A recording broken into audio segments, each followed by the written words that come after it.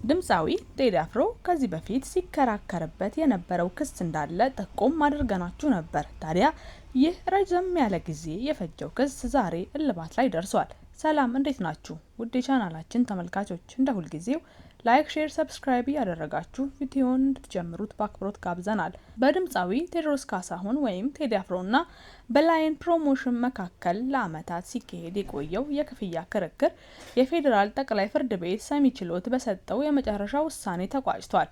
ትናንት ጥቅምት 25 2018 ዓ.ም 5 ዳኞች በተሰየሙበት የሰበር ሰሚ ችሎት በሀገሪቱ ሕግ በፍርድ ቤት ደረጃ የመጨረሻው ውሳኔ ሰጪ አካል ማለት ነው የስር ፍርድ ቤቶችን የሰጡትን ውሳኔዎች በማጽናት ላይን ፕሮሞሽን ለድምፃዊ ቴዎድሮስ ካሳሁን ጠቀም ያለ ብር እንዲከፍል ተወስኗል። ታዲያ ይሄ ብር ምን ያክል ይመስላችኋል? ከዚህ በፊት ቴዎድሮስ ካሳሁን ከላይን ፕሮሞሽን ጋር ረዘም ላለ ጊዜ ክርክር ውስጥ ገብተው በርከት ያሉ ችግሮችንም በዚሁ በፍርድ ቤት ስንሰማ ቆይተናል። ታዲያ ፍርድ ቤቱ 5 ሚሊዮን ብር እንዲከፍል ወስኖበታል። የክርክሩ መነሻ ድምፃዊ ቴዎድሮስ ካሳሁን የካቲት 14 ቀን 2012 ዓ.ም በመስቀል አደባባይ ላቀረበው ኢትዮጵያን ወደ ፍቅር ጉዞ የሚለው ኮንሰርት ካዘጋጀው ላይን ፕሮሞሽን ጋር የገባው ውልን በመጣሱ ነበር።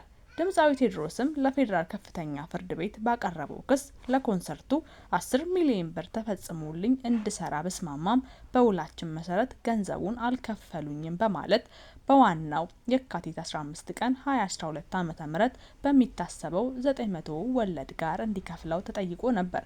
የፍርድ ቤት ሂደቱ ታዲያ በመጀመሪያም የፌዴራል ከፍተኛ ፍርድ ቤት መዝገቡን ሲመለከት ቆይቶ ጥቅምት 6 ቀን 2016 ዓ.ም በዋለው ችሎት ላይን ፕሮሞሽን ለቴዲ አፍሮ 5 ሚሊዮን ብር እንዲከፍል ወስኖ ነበር። የፌዴራል ጠቅላይ ፍርድ ቤት ተከሳሽ ላይን ፕሮሞሽን በውሳኔው ቅር መሰኘቱን ለጠቅላይ ፍርድ ቤቱ ይግባኝ ቢጠይቅም በጠቅላላው ፍርድ ቤቱ የከፍተኛ ፍርድ ቤት ውሳኔን በማጽናት ይግባኙን ውድቅ አድርጎበት ነበር።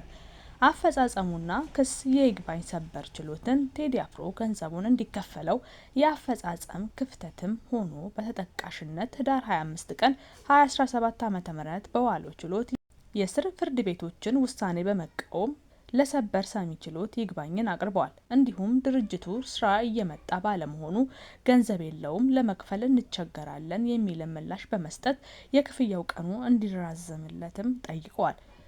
የሰበር ሰሚ ችሎቱ የተከሳሽን የመጨረሻ የይግባኝ ጥያቄ መርምሮ ቀደም ብሎ ለቴዲ አፍሮ 5 ሚሊዮን ብር ክፍያ ፈጽሞ የተባለውን ውሳኔ አግባብ ነው ሲልም ስር ፍርድ ቤቶችን ውሳኔ ማጽናቱን ገልጿል። ታዲያ ቴዲ አፍሮ እንኳን ደስ አለህ እያልን ማንም ቢሆን የሰራበትን በሰዓትና በአግባቡ ሊከፈለው ይገባል። ብዙ ጊዜ ድምፃውያን እንደዚህ እውቅና ኑሯቸው ቀርቶ አዳዲስ ድምፃውያንም በእንደዚህ አይነት ነገር ሲታለሉና ሲጭበረበሩ መስማት የተለመደ ነው።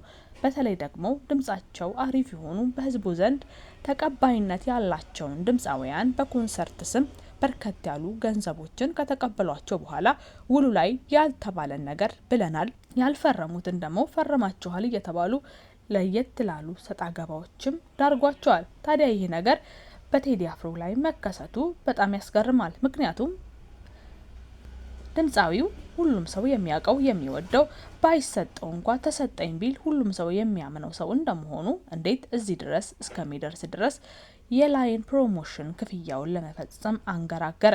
ምክንያቱም የቴዲ አፍሮ ኮንሰርት ሁልጊዜ ቢያተርፍ እንጂ እንደማያጎድል ሁላችንም የምናውቀው ጉዳይ ነው። ታዲያ ቴዲም የዋሳ አይደለም። ይኸው እስከ ዛሬ ድረስ ተከራክሮ ረጅም ዓመታትን በፈጀው በዚህ በፍርድ ቤት ጉዞ ውስጥ ዳግም ክፍያውን እንዲከፈለው አስፈርዷል። የብሩ ማነስና መተለቅ አይደለም ዋናው ቁም ነገሩ። ማንም ሰው ውሉ ላይ የተጻፈውን ነገር በትክክል ሊሰጠው ይገባል። ሁሉም ድምፃዊም ሆነ የመድረክ ባለሙያዎች ፊልምንም ጨምሮ ብዙ ጊዜ የተሰጣቸው ውል ላይ የሚለው ብርና ዳግም ተቆራርጦ እጃቸው ላይ የሚደርሰው ብር ፍጹም የተለያየ ነው። አንዳንዶቹ የተሻለ ብር ሲከፈላቸው፣ አንዳንዶቹ ደግሞ ጭራሽ ዝቅ ያለ ብር ይከፈላቸዋል።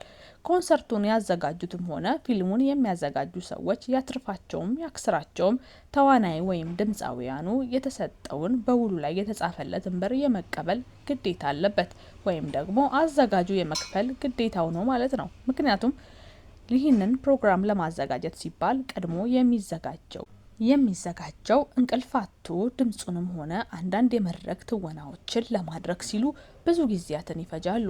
ይህንን ለማድረግ 1-2 ያሉ ብቻ ቀናቶች በቂ አይደሉም። አንድን ኮንሰርት እንኳን ለማዘጋጀት ከባንዱ ጋር ከመቀናጀት ጀምሮ የትኛውን ዘፈን በየትኛው ሰዓት ልዝፈን የሚለው ብዙ ጊዜያትን ከዛ በፊት ይፈጅባቸዋል። ይህንንም ለማወቅ በተለያዩ ኢንተርቪዋቸው ሲናገሩ የሰማነውን በመመርኮዝ ነው።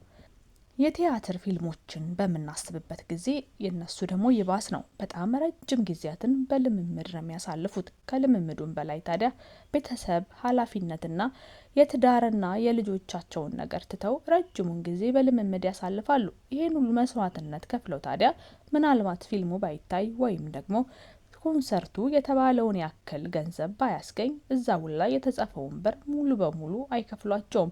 የታዲያ ያዘጋጁ የፕሮሞሽን ችግር እንጂ የታዳሚው ያለ መምጣት የራሳቸው ሙሉ በሙሉ መብት እንደመሆኑ መጠን ሁላችንም ሁሉ ላይ የተጻፈልን ነገር ግን የመውሰድ ሙሉ መብት አለን ማለት ነው። ታዲያ ቴዲ አፍሮ ይህን ሁሉ ጊዜ ጠብቆም ቢሆን ዛሬ ላይ የ5 ሚሊዮን ብር ዳግም እንዲመለስለት ተወስኗል።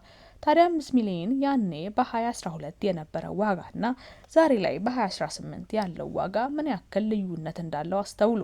ሁልጊዜ በክርክር ጊዜ ብሩ ረዘም ላለ ጊዜ እንዲራዘምላቸው የሚጠይቁና በፍርድ ቤትም አንድ ነገር ለመወሰን ብዙ ጊዜ እንደሚፈጅ የሚያውቁ ከፋዮች ወደ ፍርድ ቤት ጉዳዩን እንድትወስዱላቸውም የሚፈልጉት ለዚህ ነው። በጊዜው ይህ ብር ተከፍሎት ቢሆን ያኔ የነበረው ዋጋ ትልቅ ነው። ዛሬ ላይ ሁሉ እንደምታዩት እለት እለት የእጃችን ላይ ያለው ብር እየቀነሰ ነው።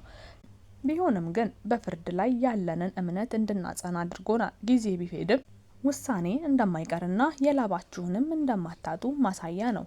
እንኳን ለቴዲ አፍሮ ቀርቶ ማንም ቢሆን በፍርድ ተከራክሮ የራሱን ውሳኔ ተወስኖለት ዳግም ብሩ ወደ እጁ ሲመለስ ማየት በጣም ደስ የሚያሰኝ ነገር ነው። እናም ተመልካቾቻችን በኮመንት ስር እየገባችሁ ቴዲ አፍሮን እንኳን ደስ አለህ መልእክትን አስተላልፉለት።